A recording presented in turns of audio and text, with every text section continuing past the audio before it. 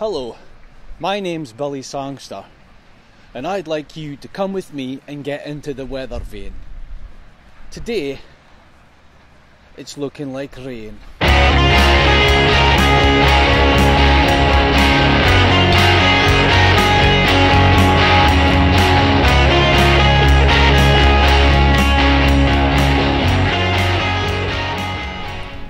The weather. There's already hundreds of programs on the TV and on the radio, and there's probably even podcasts about it, probably even YouTube channels about it, about the weather.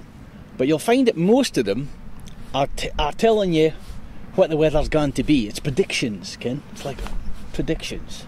Yeah, it's like, is it okay to put the washing out?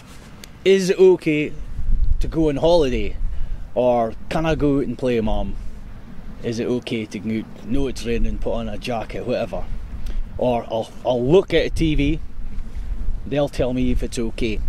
But this, I'm veering away from the point of this programme. This programme is more about what is the weather, right? I'm saying it looks like rain. If you look in the background there, you can maybe see it looks like the rain's coming across here. Be with us very soon. And I don't like filming in the rain because the lens gets little droplets on it, and it's a bit of a pain in the backside to wipe it. And also I don't like it when working, because me being a Sparky, the combination of rain and electric, they just didn't make very compatible bedfellows, I can tell you, and I didn't like it. So I came up here in the back of Beyond to tell you about the rain. Rain is the main culprit of weather. Where does it fit? Is it? What is rain? Rain is water. Everybody knows rain is water. But not a lot of us stop to think, where does it come from? And where does it come from? It comes from the sky. It's that simple. It's made of water. It comes from the sky. How does it get up in the sky? Therein lies another technical problem. There was puddles there last week. They're not there just now because I would have showed you a bit of water in a puddle, but you've probably seen one before, so I'll leave that out for just now. The water comes down from the sky as rain. It lands, it gets into puddles, streams, lochs, the sea, the ocean. Big bodies of water. Although they're salt water, as compared to fresh water in your streams and your lochs, most lochs. So, I mean, therein lies another quandary. How does the salt get in? That's a difficult one for even me to fathom out. Probably Brian Cox and a guy in a wheelchair as well. He did probably have a problem trying to explain. Well, they've got bigger brains than I have. But we'll leave that for another discussion, for another day, for another programme. Right, so your water's in the puddle. It's in the loch or whatever. How does it get up in the sky?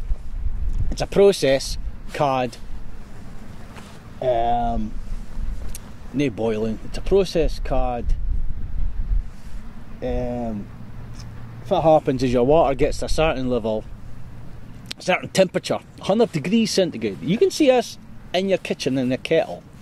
It'll boil your water, and as soon as it gets 100 degrees, the bubbles start forming, boom, there you go, that's boiling water. It is now changing its state from liquid into a gas, and that gas is called steam. Now the steam rises up because it's hot, and it goes up a way. It goes up into the sky. It meets all the rest of the steam.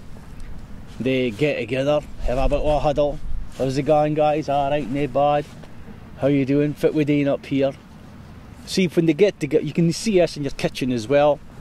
When you're boiling your kettle, the steam comes out.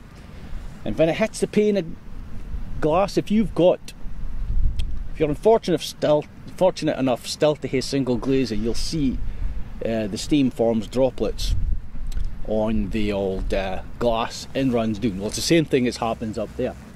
These guys get together. How's it going? How's it going? They huddle together. They get too heavy, and they're like, "Oh, hold on, we're gonna have to drop down very soon." And boom, down they come. Form puddles, and it's a primitive form of recycling, and it works very well. Apart from when you've got a lot of it locked up in all the ice places and things like that, like the Arctic Pole and everything. When that melts, kind of upsets the rhythm a wee bit, like in that film Waterworld. If you've seen that, it's a very valuable piece of historical information. Well worth watching, even if you don't like Kevin Costner. So anyway, well, that's the first weather programme on the rain. We could also have taken snow in there, because we touched on ice a little bit. We don't want to touch on ice too much, it's a bit cold. But if it gets cold enough up there, the guys that are getting together, they get frozen and they turn into ice, commonly known as snow or hailstone or light snow, snowflakes, all the rest of it. So you got two types of weather into one programme. I hope you enjoy that. I hope you found it informative, and we'll see you for some better weather the next time. Oh, not better, it's the weather's good. Some people think some weathers are better than others, but it's our weather, is it? I mean, we're the human race. So, well, thanks for tuning in, or thanks for logging on, and we'll see you the next time. Bye.